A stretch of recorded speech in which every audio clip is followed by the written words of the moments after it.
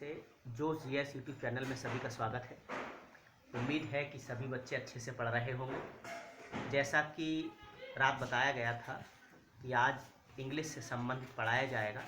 4-5 दिन हैं इंग्लिश के एग्ज़ाम में, तो अगर डेली थोड़ा थोड़ा पढ़ेंगे, बहुत इम्पोर्टेंट जो एग्ज़ाम में आने वाला है, उम्मीद रहेगी कि जो पढ़ाया जाए 4 दिन में उसमें से ज़्यादा एग्ज़ाम में आए। तो आज शुरू करते हैं आइडियम्स एंड फ्रेजेस। आज का हमारा टॉपिक रहेगा idioms and phrases. Idioms and phrases, इनमें से जो अति महत्वपूर्ण, जिनकी उम्मीद है कि एग्जाम में ये आएंगे, उन्हीं को पढ़ाया जाएगा थोड़ा। तो सबसे ज़्यादा एग्जाम में सबसे सरल से शुरू करते हैं। पहला हमारा रहेगा ए बेड ऑफ रोजेस। एक बात और बता दें,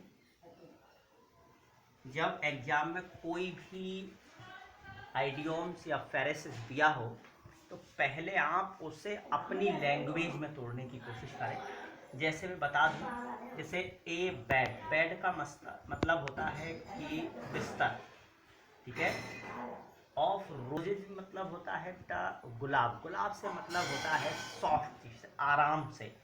तो ऐसा पता चल रहा है इससे कि इसका मतलब जो है वो है एक हमारा अति आरामदायक बेड, बिस्तर, ठीक है। तो अब ऐसा एग्जाम में दिया होगा, तुम्हें क्या करना होगा, तुम्हें इसके ब्रैकेट में लिखना होगा।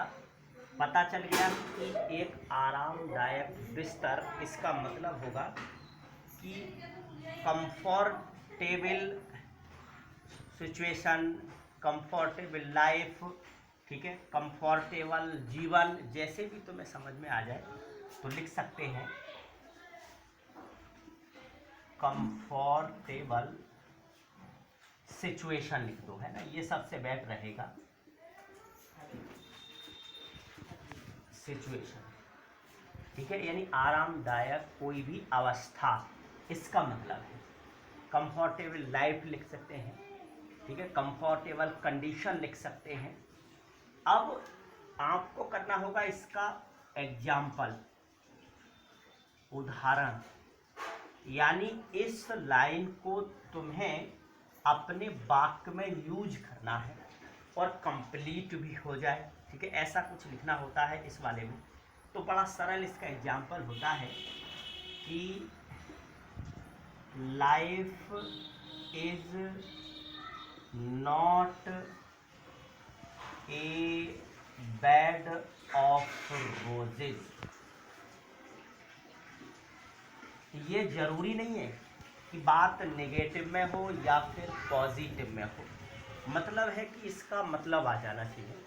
कह रहा है कि जीवन नहीं है आरामदायक बिस्तर फूलों से। जीवन किसी का भी हो, चाहे बहुत ज़्यादा कंफर्टेबल नहीं है, ठीक है, चाहे हम कितना ही VIPs ले लें, प्रधानमंत्री को भी ले लें, ठीक है, उन्हें बहुत काम है, तो मतलब कोई चीज़ आरामदायक नहीं है। ये सबसे बेस्ट इसका उदाहरण, आता भी है, सरल भी है ये, ठीक है। दूसरा लेते हैं अब एक सरल सा, ये भी एग्जाम में पूछा गया है। दूसरा कह रहे हैं ए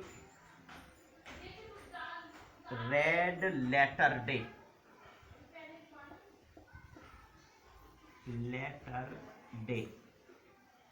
ये दे रखा है दूसरा, ए रेड लेटर डे। अच्छा है, सरल है, पेपर में आता भी है, खूब पूछा गया है। मतलब क्या है इसको भी देख लें, पढ़ लें अच्छे से।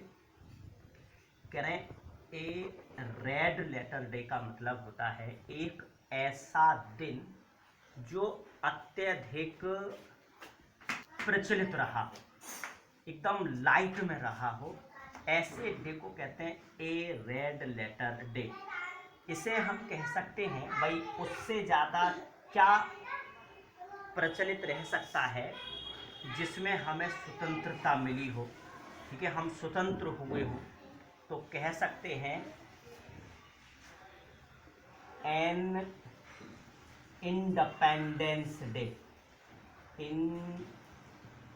डिपेंडेंस डे, ये यानी स्वतंत्रता दिवस। नहीं याद आ रहा है, सरल सा लिख सकते हैं, ए हैप्पी कंडीशन, ए हैप्पी सिचुएशन, यानी ये खुशी का दिन है इसका मतलब, ठीक है। या फिर ए हैप्पी ओकेशन डे, ठीक है, कोई सा भी मतलब जो समझ में आ रहा है। इस रेड लेटर डे का मतलब होता है अत्यधिक अच्छे से प्रचलित दिन, ठीक है, खुशी वाला वो भी। अब इसका उदाहरण लिखते हैं, ठीक है, इसका एग्जाम्पल हो सकता है, अच्छा ठीक है, यही जैसे ये पता चल गया है तो लिख दो 15 अगस्त, 15 अगस्त, 15 अगस्त इज ए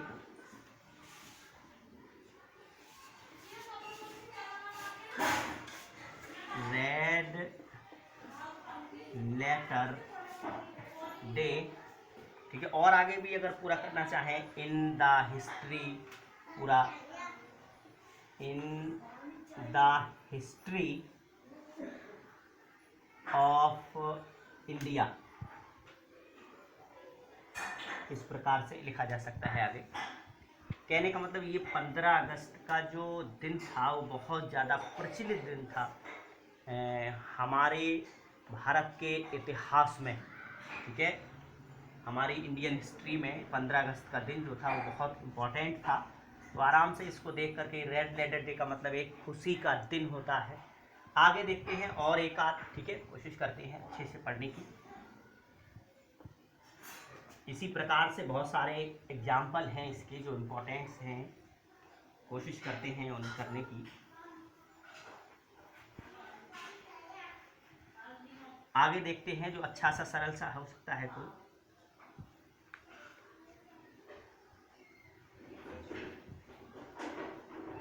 ये बहुत बार पेपर में आया है, castles in the air, castles in the air, समझ भी आ रहा होगा, उम्मीद है कि लग रहा होगा सही से, अच्छा है, सरल है, कुछ अनुमान लगा सकते हैं। कह रहे हैं एयर से मतलब पता चल रहा होगा हवा से, इनमें में यानी हवा में, और कैस्टल्स का मतलब होता है बेटा बातें करना, गप्पे मारना, ठीक है, झूठ बोलना, फायर मारना, ठीक है। तो मतलब हो गया इसका कि हवाओं में बातें करना, यानी कहने का मतलब होता है बड़ा चढ़ा के बातें करना, गप्पे मारना, इसका मतलब होता है कैस्टल्स इन द ईयर का मतलब बहुत बड़ा चढ़ा के बातें करना, हवाई किले बनाना इसी को कहते हैं, ठीक है। अब जब ये बात पता चल गई है तो हम इसका ब्रैकेट में भाग लिख सकते हैं, क्या मतलब है इसका, ठीक है। लिख सकते हैं ब्रैकेट में, इमेजिनरी प्लांट्स, इमेजिनरी प्लांट्स, ठीक है। इमेजिनरी प्लांट्स का मतलब होता है वही हवाई किले बनाना, यानी हवाई पौधे लगाना, ठीक है, एक प्रकार से झूठ बोलना, ठीक है, एक ये कह सकते हैं कि बड़ी बड़ी बात सोच लेना, ठीक है, इसका मतलब होता है। अब इसको हम उदाहरण में यूज कर सकते हैं, कह रहे हैं ही डज नॉट, एग्जाम्पल बड़ा अच्छा है इसका भी, ही डज नॉट, अच्छा होगा, ठीक है, बहुत सारा एग्जाम्पल है इसका, he does not nothing but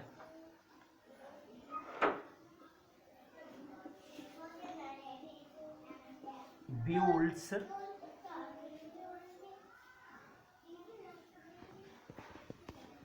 castles in the year, इधर लिख सकते हैं castles in the year। कह रहे हैं he does not nothing but builds castles in the air. मतलब क्या है इसका, हम नहीं सोच सकते, कर सकते, ठीक है, but builds castle in the year, हवा में कुछ नहीं बना सकते, ठीक है, हवा से बातें नहीं कर सकते, हवाई पैर नहीं बना सकते, ठीक है, नहीं बन सकता कुछ भी। अगला देख लेते हैं नेक्स्ट। एक बहुत सरल सा एग्जाम्पल है ये, अगला मतलब बहुत सरल है, child's play. Play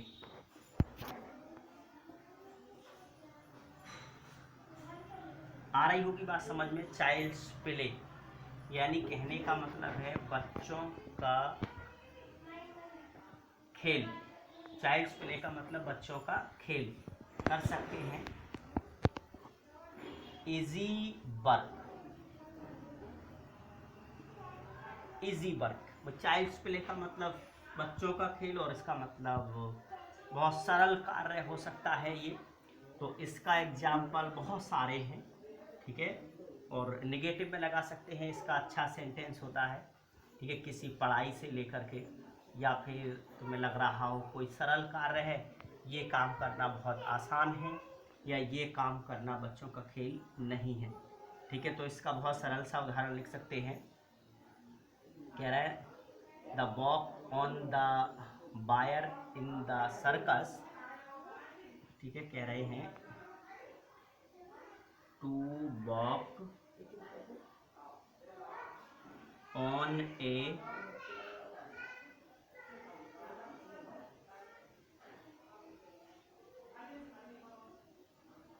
wire in the circus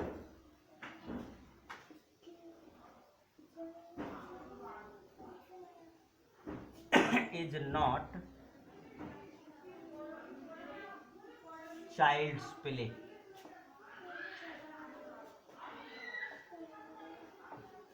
कह रहे हैं कि सर्कस में,